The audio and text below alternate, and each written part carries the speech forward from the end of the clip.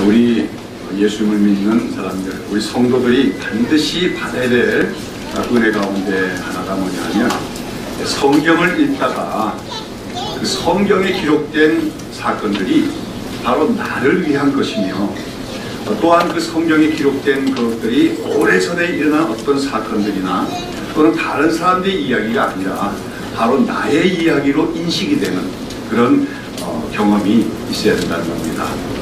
이런 경험을 우리는 성령의 조명이라고 하죠. 조명은 밝게 비춘다는 뜻인데, 여러분, 성경은 인간의 이성만 가지고는 성경을 다 이해할 수가 없습니다. 그러나 성령님께서 그 조명을 해주시면은 우리의 마음 눈이 밝아지면서 성경에 기록된 말씀들이 이해가 될 뿐만 아니라 그 모든 말씀들이 바로 나와 관계된 말씀이다 하는 것이 인식이 되게 하는데, 바로 그것을 이제 성령의 조명이라고 하는 것이죠. 여러분, 그런 경험이 있습니까? 성경을 읽거나 또는 설교를 듣다가 정말로 그렇구나, 그 말씀이 바로 나에 대한 것이구나, 이렇게 여러분 깨달아져서 가지고 감탄을 하거나 정말 감탄하거나 감격을 해본 적이 있습니까? 이런 경험이 없다면 아주 곤란해요. 교회를 오래 다니고 있는데도 이런 경험, 말씀과의 부딪힘, 말씀을 듣다가 이게 바로 나를 위한 말씀이구나, 나에 대한 거구나, 이런 놀라움, 감탄, 감격이 없다면 참 곤란하다. 그냥 그런 감격이 없는, 그런 경험이 없는 신앙은 견고하기가 힘들다는 거예요. 여러분, 이런 말씀에 대한 그 어떤 깨달음, 그런 주관적인 깨달음이 없으면은 자꾸만 이 세상의 어떤 이야기들, 또 교회 주변에서 들어오는 여러 가지 잘못된 가르침들에 흔들리기가 십상이고 온전히 성장해 나가기가 힘들다고 하는 겁니다. 여러분, 이러한 우리가 성령의 조명에 의해서 말씀이 깨달아지는 역사, 그로 말미암아 우리 신앙의 어떤 전환점이 생기는 그런 계기들이 있는데, 그러한 것을 잘 보여주는 사건이 바로 누가복음 24장에 나오는 엠마오로 가는 두 제자의 얘기입니다. 여러분 잘 아시겠지만 예수님이 십자가에 죽으셨다 사흘 만에 다시 살아나셨어요. 그 부활하신 당일에 아침에 벌써 그 새벽에 막달라 마리아를 비롯한 여인들, 또 베드로나 제자들이 가서 예수님의 그 부활을 확인했습니다. 무덤이 비어 있었습니다. 또 마리아는 직접 예수님을 대면하기도 했습니다. 돌아와서 그 얘기를 예수님을 믿는 제자들의 공동체에다가 전했지요. 그럼에도 불구하고 예수님이 부활했다는 소식을 이미 듣고 있으면서도 그것을 믿을 수가 없어가지고 실망이 돼서 예수님을 쫓아왔지만 예수님이 십자가에 죽어버렸고 허무하게 모든 게 끝났다, 이런 허망감과 패배의식에 사로잡혀서 어떤 두 제자가, 누군지는 분명치 않아요, 자기네 고향인 갈릴리로 돌아오셨습니다. 그러면서 이제 그 첫날에 하루 만에 갈릴리 갈 수 없으니까 그 당일에 출발해서 가다가 엠마오라고 하는 조그만 마을까지 가게 되는데, 그 가는 길 가운데 어떤 사람이 자기들에게 다가왔습니다. 누굽니까? 바로 예수님이시죠. 근데 그들은 예수님인지 몰라요. 근데 자기들에게 찾아온 그 예수님이 뭐합니까? 성경을 풀어주는 겁니다. 아마 창세기부터 말라기까지 나오는 모든 그 사건들, 또 예언의 말씀, 이런 것들을 다 설명해 주면서 바로 그 모든 성경 속에 예수님이 고난을 받고 죽으셔야 된다는 사실, 또 부활할 것이라는 사실 등등을 쭉 설명해 주셨다. 한마디 성경의 흐름을 이해하도록 도와주신 거죠. 그래서 어떻게 됐습니까? 그들이 그 엠마오라는 마을에 들어가서 자기들에게 성경을 풀어주신 그분하고 들어가서 저녁 식사를 하려고 그러는데, 바로 그분이 그때 누군지를 깨닫게 돼요. 예수님인 줄 깨닫게 돼요. 그리고 예수님은 사라져버렸어요. 그러나 그 제자들은 그때 예수님이 그 성경을 풀어주시는 걸로 말미암아 변화가 일어났는데, 어떤 변화가 있습니까? 그들의 마음이 뜨거워졌다고 했습니다. 예수님이 성경을 풀어주시니까 마음이 뜨거워졌다는 거예요. 그것은 성경 말씀에 확신이 났다는 겁니다. 그 성경에 기록된 모든 말씀이 추상적이고 멀리 있는 것이 아니라 바로 오늘 우리와 관련된 말씀이라는 걸 깨닫게 되는 것이죠. 자신들의 관련된 말씀이라는 걸 깨닫게 된 것입니다. 마음이 뜨거워졌습니다. 그러자 그들은 어떻게 됩니까? 오늘 아침에 출발해서 이 엠마오로까지 패배자로서, 도피자로서 그렇게 그 엠마오로 내려왔지만 그 자리에서 일어나서 뭡니까? 예수님의 부활의 증인으로, 어쩌면 예루살렘에는 그 예수 믿는 자들을 잡아서 해치려고 하는 그 유대인과 로마 군병들의 세력이 있을지도 모르지만 그런 걸 전혀 두려워하지 않고 예루살렘으로 다시 올라가서 예수님을 우리가 만났다, 예수님을 살아나셨다, 그렇게 예수 그리스도의 부활을 증거하는 사람들로 변화되는 것을 봅니다. 바로 그처럼 참 세상을 살아가면서 실망한 채 또는 도피주의적으로 이렇게 살아가는 그리스도인들이 있을 수가 있어요. 그러한 그들에게 성령님께서 찾아오셔서 역사하십니다. 바로 성령님은 예수님의 영이죠. 그리고 그 성령님께서 성경 말씀을 풀어주실 때 마음 눈이 열립니다. 예수님의 영광을 보게 됩니다.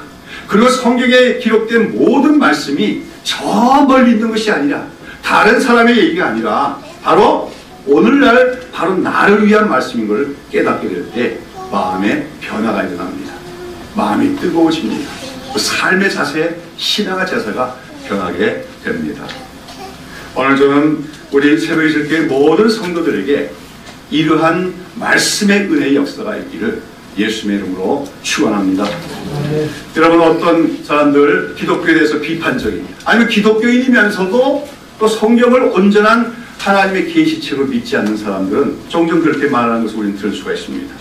즉 구약 성경의 역사라는 것은 이스라엘 민족, 다시 말해서 유대인들의 역사인데 왜 한국인인 우리들이, 한국 사람인 우리들이 우리 민족의 역사도 아닌 다른 민족의 역사에 대해서 우리가 알아야 하며 또 그 민족의 어떤 종교관을 따라서 뭡니까? 신앙을 가져야 되느냐, 이렇게 질문을 할 때가 있다는 것입니다.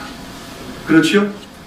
여러분, 구약 성경에 나오는 많은 사건들이 오늘날 나와는 아무런 관계가 없는 다른 민족의 역사에 대한 기록이고, 과거에 이스라엘 사람들에게 일어났던 그런 과거의 사건에 대한 단순한 기록이라면 우리는 시간을 들여서 구약 성경을 읽고 연구할 필요가 없을 것입니다. 그렇게 되면 교회를 다녀도 성경책도 뭡니까? 얇아져서 더 편할지 몰라요. 구약 성경 다 빼고 신약만 있으면 되니까. 그러나 우리는 왜 구약 성경을 읽어야 되는 것입니까? 우리가 아까 얘기한 것처럼 성령의 조명을 받지 않으면 성경을 아무리 읽어도 성경에 대해서 까막눈이한 사람이 없어요. 그러나 아무리 세상적인 지식이 많은 사람도 또 이성적으로 뛰어난 사람도 성령의 조명을 받지 않으면 성경을 이해하지 못합니다. 자꾸 성경이 이상한 해석을 할 수밖에 없다고 하는 것이죠. 그러면서 아까 제가 말씀드린 것처럼 이건 다른 민족의 역사 아니냐, 과거에 옛날 사람들이 만들어낸 신화다, 이렇게까지 비판을 하게 되어진다는 것입니다. 그러나 정말로 우리가 구원을 받은 사람이라면, 여러분, 구원받은 사람에게는 반드시 성령의 조명의 은혜가 있기 마련입니다. 그리고 그 성령의 조명의 은혜를 받게 되어지면 그런 말을 할 수가 없게 되어져요. 죄송한 얘기지만 저는 사실은 어릴 때부터 교회를 다녔지만 30대 초까지는 거의 무신론자와 같은 입장에 서 있었습니다. 심리학을 전 좀 좋아해가지고, 특별히 프로이드 심리학에 심취해가지고 그런 관점에서 성경을 보니까 이 성경을 믿는다는 게 참 어리석게 생각되더라고요. 그래서 많이 교회 다니는 사람들 비판하기도 했었습니다. 그러나 제가 되돌아오면 그 당시는 제가 영적인 눈이 가려졌기 때문에 성경에 대해서 지식적으로 알고 있을지 몰라도 성경이 나와 관련된 것임을 알지 못했더라고 하는 것입니다. 여러분, 오늘 우리가 구원받은 사람으로서 반드시 어떤 은혜를 받아야 합니까? 말씀의 은혜를 받아야 됩니다. 성령께서 조명해 주심으로써 성경 말씀이 저 멀리 있는 것이 아니라, 또는 유대인들의 얘기가 아니라 바로 오늘날 나에게 하는 얘기다. 바로 나를 위해서 기록된 게 뭡니까?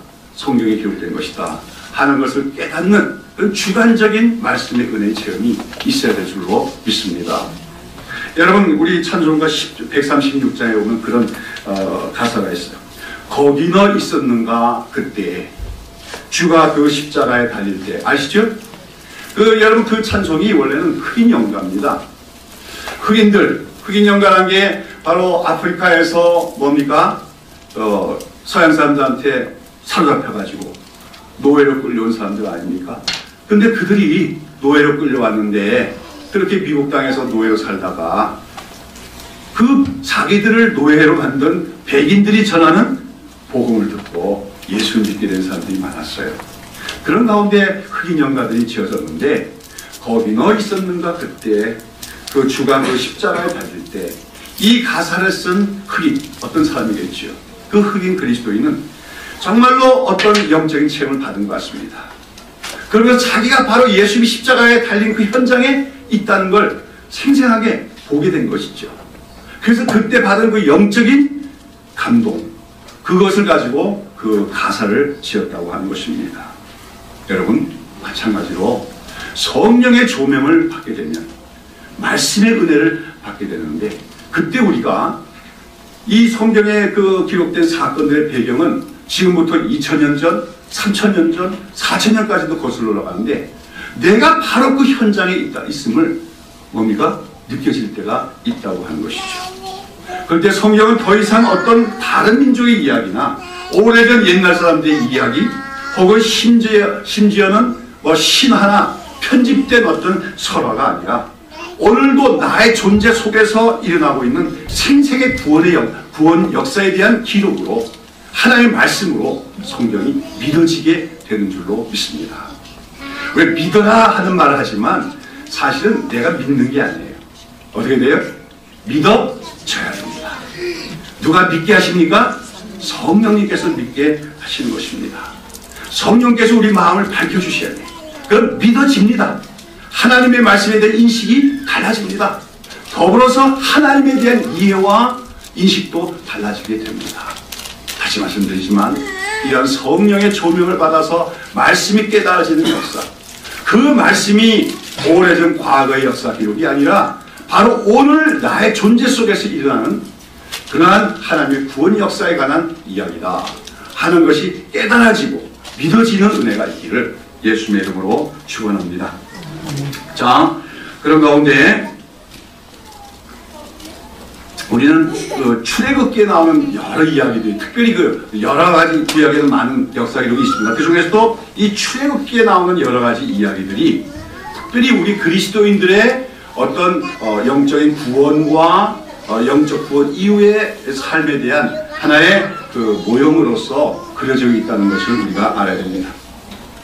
이미 몇 차례 설명드렸지만 출애굽기의 역사와 그 다음에 그 출애굽 이후에 이스라엘 백성들이 광야를 걸어갔던 이야기는 수천 년 전 이스라엘 민족에게만 일어난 과거의 역사가 사건이 아니라 오늘 우리 그리스도인들에게 일어나는 구원 사건에 대한 중요한 모형이 되는 이야기들이라고 하는 것입니다.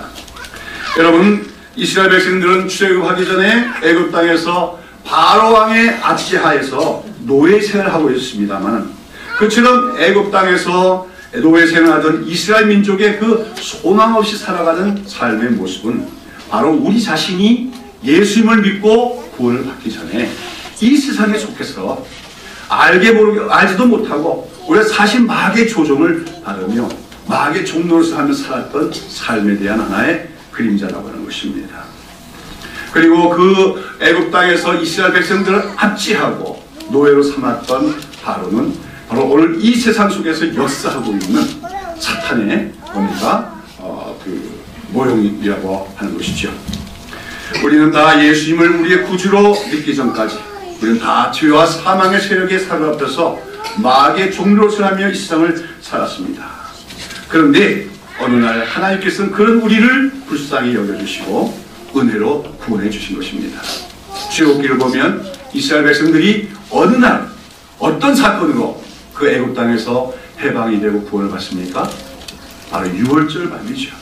바로 그 유월절 밤에 이스라엘 백성들은 그 애굽 온 땅에 하나님의 죽음의 심판이 임하는 가운데서도 하나님의 말씀대로 어린 양을 잡아서 그 피를 뭡니까? 자기들의 문설주와 임방에 발랐더니 그 이스라엘 집에는 하나님의 죽음의 사자가 들어오지 않아서 죽음으로부터 구원을 얻을 뿐만 아니라 그 밤에 바로가 하나님께 항복을 하고 이스라엘을 애굽 땅에서 나가도록 뭡니까? 허락을 하게 됩니다. 다시 말해서 그 어린 양의 피로 이스라엘 백성들은 구원과 해방을 얻게 된 것이죠. 바로 거기서 이스라엘 백성들로 하여금 죽음을 면케 한 그 어린 양과 그 어린 양의 피는 무엇에 대한 그림자입니까? 바로 신약시대에 우리 예수님께서 십자가에서 죽으시고 그 피를 흘려주실 것에 대한 하나의 모형이란 것입니다. 우리는 예수님을 믿습니다. 예수님이 십자가에서 우리의 죄를 위하여 죽어주셨음을 믿습니다. 그 피가 우리의 모든 죄를 용서하는 능력이 있음을 믿습니다. 그럴 때 우리는 우리의 모든 죄의 용서함을 받을 뿐만 아니라 우리를 억압하고 있던 바로의 손길에서 우리가 해방을 얻게 되고 이 세상으로부터 해방된 자유로운 하나님 백성이 되어진 줄로 믿습니다. 자, 이렇게 해서 이스라엘 백성들이 그 애굽 땅을 나와서 이제 하나님이 약속하신 가나안 땅을 향해 출발하게 됩니다만은 지난주에 살펴본 얘기인데 어떻습니까?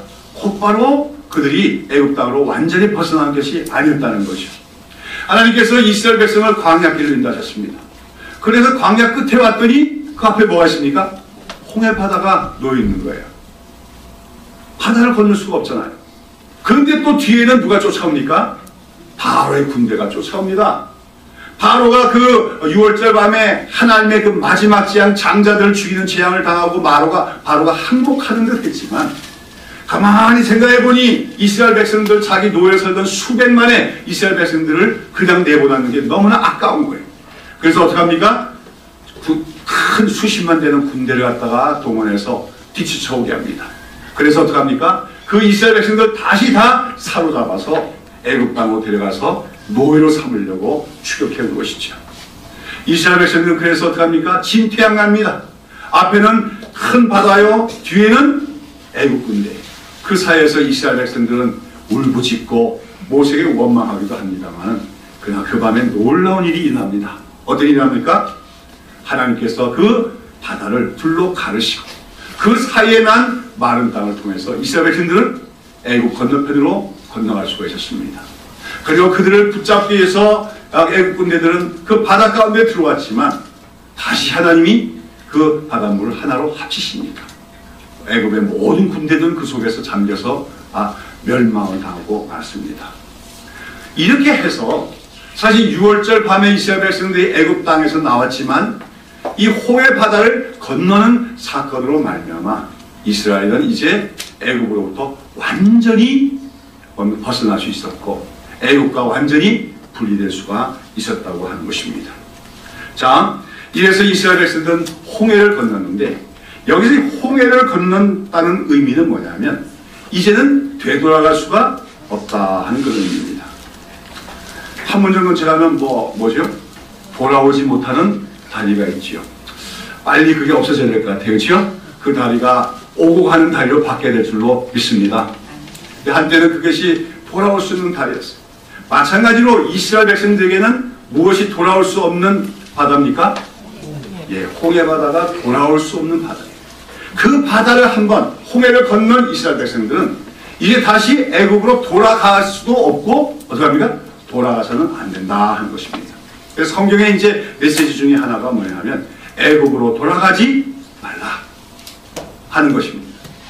자, 여러분 이처럼 이스라엘 백성들이 홍해 바다를 건너서 그 뒤쫓아온 애굽의 군대로부터 완전히 벗어나서 이제 애굽으로부터 완전히 분리된 사건은 우리에게 뭘 말합니까? 우리가 예수를 믿고 구원을 받을 때 마귀가 가만히 있습니까? 가만히 있지 않고 다시금 우리를 또 어떻게 해서 유혹을 하든지 우리를 협박하든지 해서 우리를 다시 마귀의 종으로 삼으려고 마귀는 준동한다는 것입니다. 그러나 하나님께서 그 기적적인 손길로 홍해 바다를 건너게 하신 것처럼 하나님의 손길 아래서 마귀는 절대로 우리를 다시 잡아갈 수 없다 하는 것이 바로 홍해 바다 사건의 도하 사건의 의미인 것입니다. 여러분 이 사실을 믿는 여러분 되시기를 바랍니다. 한 번 구원받은 백성은 다시는 마귀의 종이 될 수 없어요. 신분적으로 하나님이 구원하신 사람이기 때문에 그 믿음을 우리가 가져야 된다는 것이죠. 여러분의 구원은 절대로 취소될 수가 없으며 또 마귀가 아무리 우리를 유혹하고 공격한다고 할지라도 우리가 한 번 받은 하나님 백성의 신분은 절대로 취소될 수 없음을 믿으시기 바랍니다. 자, 지난 주일에도 이미 이 홍해 도화 사건에 대해서 강의했습니다만은, 자, 그런데 이 홍해 도화 사건의 영적인 의미 또한 구속사적인 의미에 대해서 아주 잘 설명해 놓은 그 성경이 바로 앞서 우리가 읽은 고린도전서 10장의 본문입니다.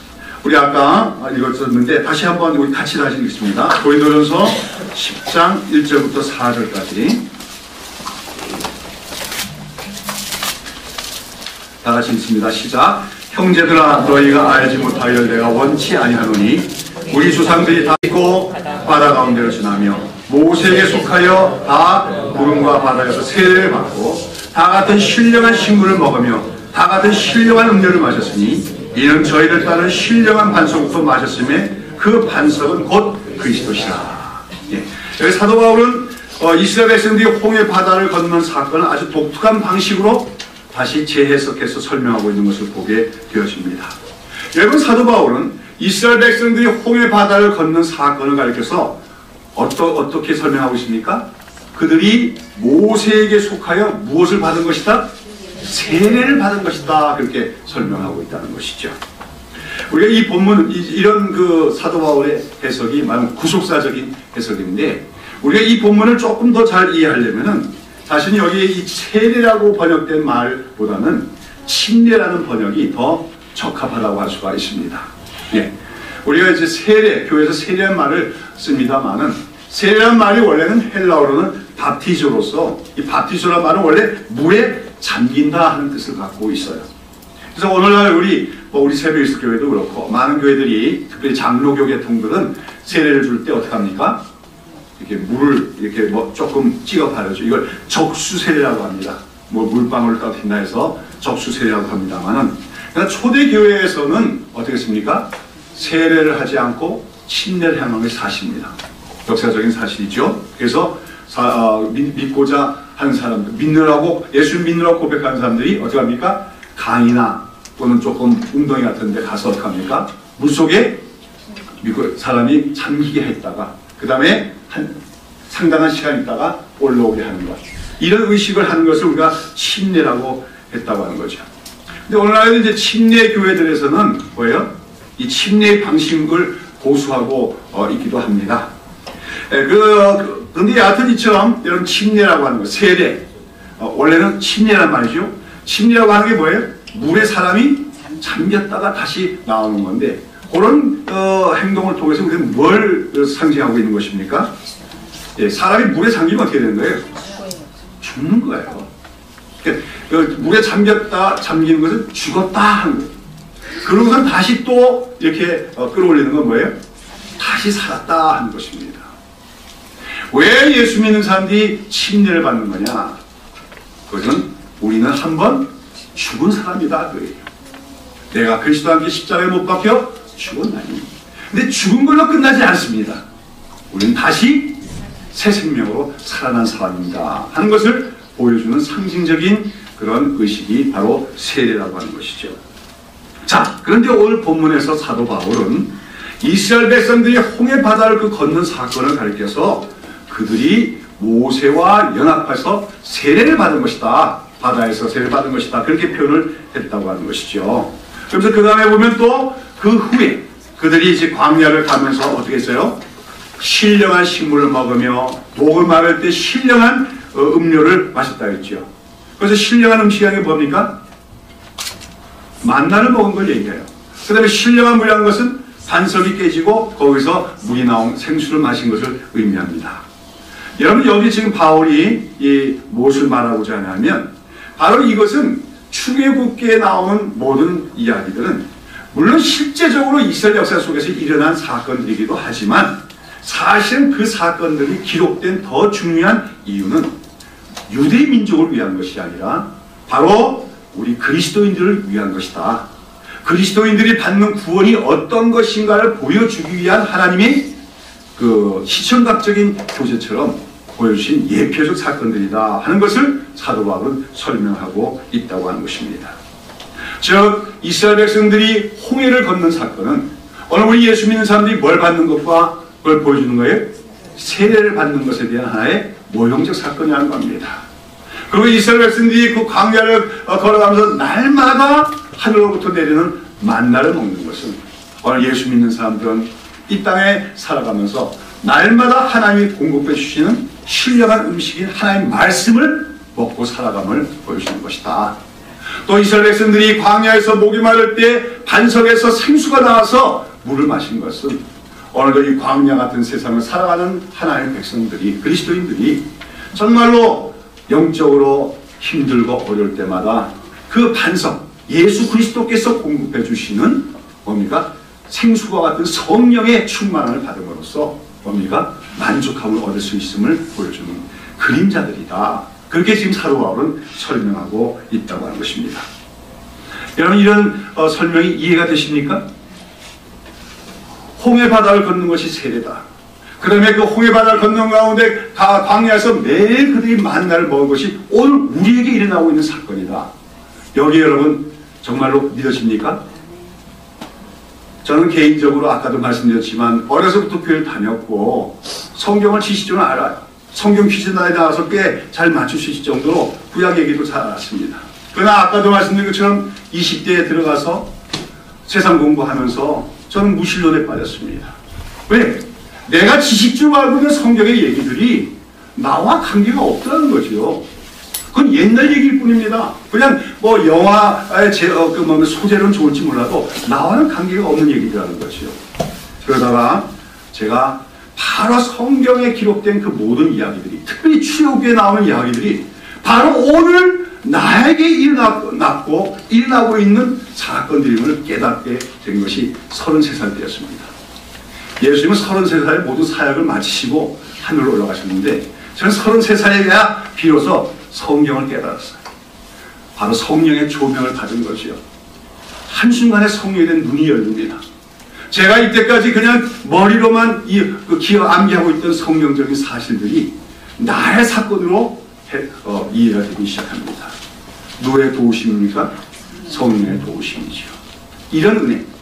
제가 그때 성령 33살 되는 해에 그때 한 해 동안에 얼마나 하나님이 많이 성령의 조명을 주셨는지 그때 성경을 깨달은 그 모든 깨달음들이 그 이후에 제가 교육자 생활하는 사역하는 모든 뒷받침이 원동력이 됐다고 할 수가 있습니다. 그래서 저는 오늘 제 주변의 모든 사람들, 특별히 우리 새벽이슬교회 교인들에게도 반드시 그런 말씀의 은혜를 받기를 늘 소원하고 축원합니다. 여러분 그래서 애굽으로 떠나는 그 이스라엘 백성들이 맛보았을 그 감격과 기쁨이 여러분 자신의 것이 되기를 축원합니다. 홍해 바다에서 바다를 멸하고 그 온전히 애굽을 떠난 후에 그 감격과 환희가 여러분의 것이 되기를 바랍니다. 날마다 그 광야 길을 걸어감에도 불구하고 하나님이 굶기지 않으시고 날마다 하늘에서 만나를 내려주시며 또 우리가 목이 말라 죽을 것 같을 때 반석에서 생수가 나온 것 같은 그러한 기적이 오늘 여러분의 삶 속에서도 일어나고 있음을 믿고 또 체험하는 여러분이 되시기를 축원합니다. 아무튼 우리는 구약의 모든 역사가 옛날의 역사가 아니라 오늘 나의 실존 속에서 일어나는 구원적 사건들에 대한 하나의 기록임을 우리가 알아야 될 것입니다. 그런 가운데 오늘 우리는 그리스도인은 어떤 존재인가, 그리스도인은 어떠한 사람인가 할 때 오늘 말씀의 제목처럼 그리스도인은 한마디로 어떤 사람들이다? 홍해를 걷는 사람이다 하는 것을 우리가 알아야 될 줄로 믿습니다. 여러분 어떤 사람이라고요? 그리스도인은 어떤 사람이라고요? 홍해를 걷는 사람입니다. 여러분 홍해 가보셨어요?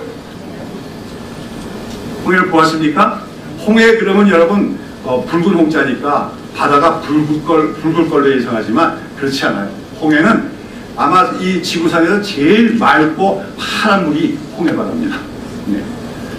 근데 가끔 가다가 너무 맑다 보니까 그 안에 있는 그 갈색 조류, 그 조류들의 색깔이 이렇게 그 붉게 나타날 때는 있어요. 그 나이가 굉장히 맑은 물입니다. 근데 그 홍해 바다를 가보지도 않는데 여러분 홍해를 언제 건넜어요? 여러분 나는 홍해를 건넌 사람이다. 그렇게 믿으십니까? 난 홍해도 못 가봤는데 이렇게 얘기한다면 아까 말한 것처럼 성경에 기록된 역사적 사건이 아직 내 것으로 되지 않았기 때문에 그런 것입니다. 아까도 말했으면 말씀의 은혜를 받게 되면은 그래 나는 홍해를 건넜어 이렇게 고백할 수 있게 되는 줄로 믿습니다. 여러분 오늘 본문에서 우리 조상들이 다 구름 아래 있고 바다 가운데 지나며 그랬어요. 그래서 사도 바울은 여기서 오늘 이스라엘 백성들이 홍해를 건넌 사건이 오늘 신약시대 그리스도인들이 예수님의 이름으로 세례받는 것에 대한 모형적 사건이라고 설명하고 있습니다. 자, 여기서 먼저 우리 조상들이 다 구름 아래에 있고 바다 가운데를 지나며 그랬어요. 구름 아래에 있다고 했을 때 구름이라고 하는 것은 이스라엘 백성들 가운데 이스라엘 백성을 인도하기도 했던 불기둥과 구름기둥을 얘기하는 겁니다. 바로 그 구름기둥과 불기둥은 하나님의 임재의 상징이에요. 즉 하나님의 백성들 가운데 하나님의 임재에 계시면서 하나님의 백성들을 인도하셨던 하나님을 얘기하는데, 그렇죠. 아까 읽은 출애굽기 14장 본문에 보면 그 불기둥과 구름기둥이 어떤 역할까지 합니까? 그 바알의 군대들을 뭡니까? 심판하는 기능도 하고 있는 것을 보게 됩니다. 그러면서 이스라엘 백성은 안전하게 인도해 내시죠. 다시 말해서 이스라엘 백성들이 홍해를 건널 수 있었던 것은 그 구름으로 상징된 하나님의 임재가 그들과 함께 있었기 때문에 그들이 홍해를 건널 수 있었다 하는 것을 말해줍니다. 그래서 마찬가지죠. 오늘 우리가 예수를 믿습니다. 그 예수 믿는 사람들 거의 대부분 다 세례를 받게 됐습니다만 이것이 우리 힘으로 된 것이 아니라 누구의 도우심입니까? 성령의 도우심으로만 된 것임을 보여주는 하나의 그림자라고 하는 것이죠. 그렇죠? 여러분 중에 나는 내 이성으로 생각해보니 예수 믿어야 될 것 같다 해서 믿은 사람이 있습니까? 여러분 생각에 이게 맞다고 판단이 돼서 세례 받으신 분 있습니까? 아닙니다. 성령님께서 우리를 도와주시고 인도하여 주시고 조언해 주시고 그러므로 우리는 예수를 믿을 수 있었고 예수님의 이름으로 세례를 받게 된 것임을 기억을 해야 한다는 것입니다. 그런데 여기서 또 사도 바울은 이스라엘 백성들이 홍해를 건널 때 누구에게 속하여 그들이 세례받았다 했습니까? 모세에게 속하여 그랬죠. 즉 이스라엘 백성들은 모세의 인도함을 받아서 모세와 한 몸이 되어 한 공동체를 이루어서 홍해를 건널 수 있었어요. 그래서 마찬가지로 오늘 신약시대에 우리 예수 믿는 사람들은 누구에게 인도를 받습니까? 예수님의 인도받으며 예수님과 연합된 자로서 세례를 받을 것에 대한 하나의 모형이라고 하는 것입니다. 여러분 이스라엘 백성들이 홍해를 건널 때 모세도 홍해를 건넜습니다. 아까도 얘기했죠. 바다 가운데를 지난다는 건 물 가운데를 지나는 것이건 죽음을 의미하는 것이에요. 말하자면 모세와 연합해서 이스라엘 백성들은 홍해에서 세례를 받은 것인데, 그래서 오늘도 우리가 세례를 받을 때 누구와 연합하여 세례받는 것을 보여줍니까? 예수님과 연합하여 세례받는 것을 의미합니다. 여러분 오늘 물속에 잠길 때 우리만 물속에 잠기는 게 아니에요. 누구도 사실 잠기시는 겁니까? 예수님도 잠기신 거죠. 예수님이 잠기셨던 그 물속에 우리도 잠기는 겁니다. 그래서 예수님이 죽으신 것처럼 우리도 죽는 겁니다. 그러나 우리가 물에서 다시 일으킴을 받는 것은 예수님의 그 죽음을 이기고 다시 살아난 것처럼 우리도 예수님과 연합하여 예수님의 생명으로 우리가 다시 살아난 자가 되었음을 보여주는 하나의 의식이 세례라고 하는 것입니다. 오늘 여러분 세례 받으셨죠? 내가 왜 세례 받았는가를 기억을 해야 됩니다. 여러분이 세례를 받은 그 사건을 달리 상징적으로 말하면 여러분 어디를 걷는 겁니까? 홍해를 걷는 것입니다. 누구에게 속하여? 예수에게 속하여. 다시 물어볼게요. 여러분 홍해를 걷는 적이 있습니까? 예. 홍해를 걷는 적이 있는 사람입니다. 홍해를 걷는 적이 없는 사람이 그리스도인이 될 수는 없다고 하는 것이죠. 자, 그러면 홍해를 건넜다고 하는 가장 큰 의미는 무엇입니까? 아까 여기는 죽은 자가 되었다. 그리고 홍해를 건너므로써 애굽으로부터 완전히 벗어나게 되는 것은 무엇을 의미하면 오늘 홍해를 건넌 사람들로서 우리 그리스도는 세상과 분리된 자가 되었음을 선포해야 된다, 말해야 된다는 것을 의미하는 것입니다. 여러분, 아까도 말씀드린 것처럼 홍해를 건넌 이스라엘 백성은 이제 어떻게 하면 안 돼요? 애굽으로 돌아가서는 안 됩니다. 돌아갈 수도 없습니다. 마찬가지로 오늘 예수님의 이름으로 세례를 받은 우리들은 세상에 대해서 죽은 자가 됐기 때문에 세상으로 돌아가서도 안 되고 세상을 그리워해서도 안 되는 것입니다. 우리가 출애굽기 이후에 이 홍해바다 건넌 이후의 얘기를 들어보면, 근데 이스라엘 백성들은 그렇게 홍해를 건넌 후에 광야길을 가면서 어떻게 합니까? 먹을 것이 좀 부족하다고, 그렇죠? 길이 험하다고 원망하고 불평합니다. 그러면서 그때 그들이 18번처럼 늘 엿가리는 말이 있어요. 뭐예요? 언제가 더 좋았다? 애굽에 살 때가 더 좋았더라 하는 겁니다. 그 시절 그때가 더 좋았더라는 겁니다. 그리고 심지어는 차라리 이럴 바에야 지금이라도 애굽으로 돌아가자 그런 겁니다. 이런 이스라엘 백성들을 하나님 어떠하십니까? 처음에는 살살 다루시다가 점점 시간이 경과하면서 하나님이 그들을 엄하게 다루십니다. 징계를 하십니다.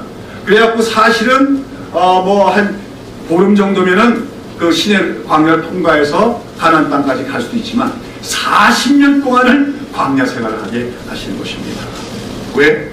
애굽을 그리워하기 때문에, 자꾸만 애굽으로 돌아가고자 하는 본성이 남아있기 때문에, 그런 애굽에서 몸에 배어버린 노예의 근성을 다 벗겨내기 위해서 하나님은 그들로 하여금 광야길을 40년 동안 걷게 하시는 것입니다. 그러면서 그 40년 동안 하나님은 이스라엘 백성들을 어떻게 하는 거예요? 훈련시키는 겁니다. 양육시키는 것입니다. 어떤 사람들로? 믿음의 사람들로. 지난주에 말씀드렸죠. 이스라엘 백성들은 뭘로 어떠한 부르심을 받은 백성이었습니까? 여호와의 군대로 부르심을 받았어요.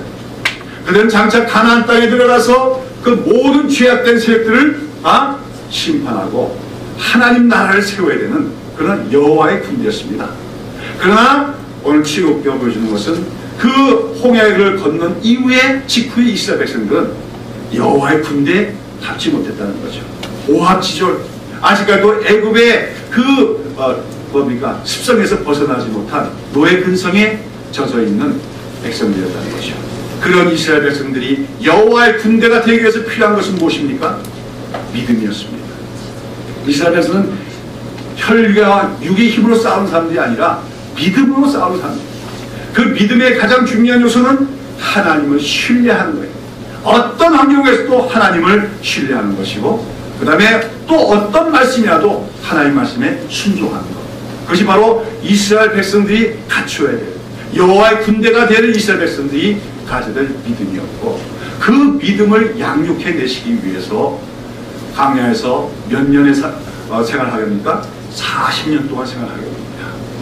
자, 그러면 오늘 홍해를 바다를 건넌 우리 그리스도인들도 40년이 걸려야 되겠습니까? 그러지 말라고 하는 것이요. 우리는 그러지 말자는 겁니다. 왜 하나님이 그런 구약 성경의 기록을 남겨놓으셨습니까? 이제 신약 시대에 성령의 은혜로 예수 그리스도의 십자가 은혜로 구원받는 그리스도인들은 그렇게 해서는 안 된다는 거죠. 우리는 빨리 졸업해야 돼요. 광야 생활 어떻게? 빨리 수료해야 돼요. 빨리 우리가 믿음이 성장해서 하나님 보시기에 너는 내 아들이라, 너는 내 군사라 인정받을 수 있는 믿음의 사람들이 될 줄로 믿습니다.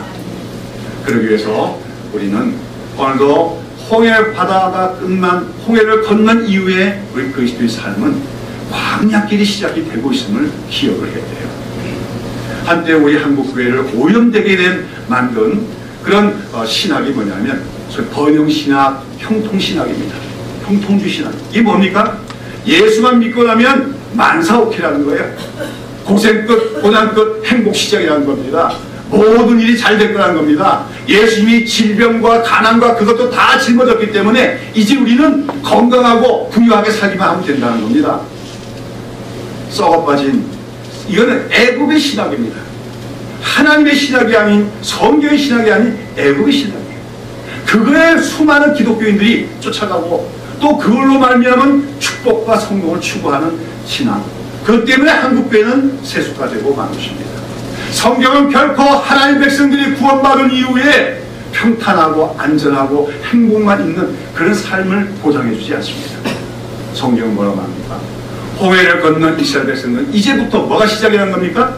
광야길이 시작이라고 하는 것이죠. 광야는 만만치 않습니다. 광야길은 때로는 거칠고 험합니다. 광야길에는 먹을 것도 많지 않습니다. 그러나 중요한 것은 그 광야길에는 누가 계십니까? 하나님이 함께 계시고 계십니다. 그리고 그 광야길에는 분명히 먹을 것이 없는 것 같은데 날마다 하늘로 공급되는 만나가 있었습니다. 그리고 아까 또 얘기한 것처럼 그 광야길에 그 메마른 곳에 건조한 곳에 먹을 물이 없어서 죽을 것 같은데 그때마다 하나님은 반석에서 생수가 나게 하십니다. 그것이 바로 오늘 우리 그리스도인이 구원받은 이후에 걸어가야 될 우리 광야길에 대한 하나의 상징적인 표현이라고 하는 것입니다. 자, 여러분, 예수를 믿고 나서 평탄할 거라고 생각하지 마십시오. 예수를 믿고 나서 아무 고난도 없을 것이라 생각하지 마십시오. 예수를 믿고 나면 뭐가 시작입니까? 광야길이 시작이 되는 것입니다. 그러나 그 광야길은 목적지가 분명한 광야길입니다. 오늘도 인생을 광야길로 묘사하는 사람들이 더러 있어요. 믿지 않는 사람들 가운데. 그런데 그들은 그 광야길의 끄트머리가 무엇인지를 알지 못합니다. 그러나 우리는 분명히 압니다. 우리 광야길이 끝나면 우리는 어디에 들어갈 것을 믿습니까? 가나안 천국에 들어갈 줄로 믿습니다. 그러나 그 가나안은 또 어떤 면에서는 이 땅에 우리가 이뤄될 하나님 나라의 상징으로서 때가 되면 우리는 이 땅에 하나님 나라를 세우기 위해서 싸우는 담대한 하나님의 용사들이 되어야 되는 겁니다. 그런 목적을 향해서 걸어가는 광야길, 분명히 사람들이 보기에는 힘들고 험한 길인 것 같아도 그 길 속에는 세상 사람들이 알지 못하는 위로와 안식과 평강이 있는 것이 이 신앙의 광야길임을 기억해야 될 줄로 믿습니다. 여러분, 특별히 이 하나님이 이스라엘 백성들을 구원하신 목적이 뭐냐? 거기서 이제 신명기에 나오는 중요한 말씀. 예수님이 광야에서 시험을 받을 때 마귀를 이기신 말씀 뭐죠? 사람이 떡으로만 사는 것이 아니라 하나님의 입으로 나오는 모든 말씀으로 사는 것을 알게 하려 하심이라 했어요. 오늘 사람은 무엇을 삽니까? 톨스토이도 그런 책을 썼지만 사람은 무엇을 사는가? 세상 사람들은 무엇을 산다고 얘기합니까? 떡으로 산다고 얘기합니다. 그리고 오늘날 유식한 말로 하면 경제라는 겁니다. 경제로 인간은 사는 것이라 얘기합니다. 경제로 말미암아 행복할 수 있다고 생각합니다. 경제가 성공의 기준이라고 생각합니다. 그러나 성경은 그렇게 말하지 않습니다. 사람이 떡으로만 사는 것이 아니라 하나님의 입으로 나오는 모든 말씀으로 사는 줄을 알면 인간의 행복해지는 데는 떡이 절대적인 조건이 아니라는 겁니다. 하나님이 함께 계시고 하나님의 말씀이 있고 그 말씀에 우리가 순종하여 살아갈 때 그 속에 인간다운 참된 행복이 있고 거의 진정한 축복이 있음을 성경은 얘기하고 있고 바로 광야 생활을 통하여서 그것을 깨닫게 하시려고 그것을 믿게 하시려고 하나님은 홍해를 건넌 이스라엘 백성들을 광야길을 가게 하셨다고 성경은 얘기하는 것입니다. 누가 성공한 하나님의 백성입니까? 예수 이름으로 큰 업적을 나타내고 이름이 유명해졌다고 성공한 게 아니에요.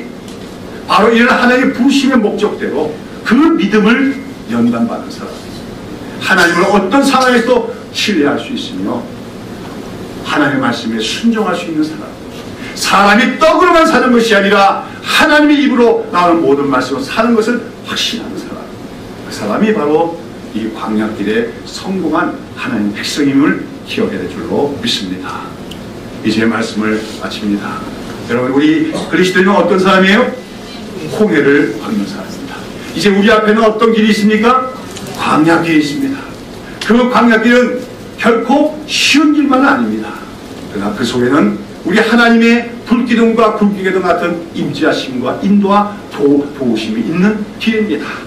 세상 사람들이 먹지 못하는 만나, 신령한 음식과 같은 말씀의 은혜가 있고, 또 생수와 같은 우리 주님이신 성령의 기쁨이 있는 길이 광야길임을 알기에, 그 길은 결코 힘들기만 하고 어렵기만 한 길이 아니라 오히려 찬송하며 나갈 수 있는 뜻깊은 길이요, 가치 있는 길이요, 정말 행복으로 가는 참된 길인 걸 기억하고 오늘도 담대한 마음으로 그 광야길을 걸어갈 수 있는 우리 모든 성도들이 되어야 될 줄로 믿습니다.